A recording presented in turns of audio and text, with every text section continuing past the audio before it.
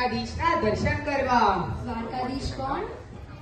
આપણા વાલા કૃષ્ણ કનૈયા, માખણ ચોર, સુદામાના મિત્ર, ગાયના ગોવાળ, ગોપીઓના વાલા. યશોદાના લાલ અને સૌના મનને મોહી લે તેવા. તમને ખબર છે તેમને રણછોડરાય કેમ કહેવાય છે?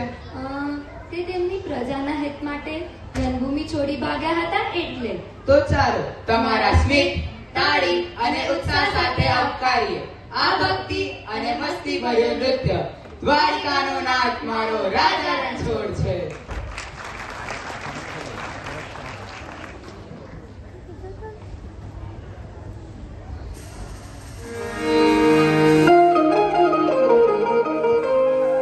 હે યશોદાનો લાલો મારો,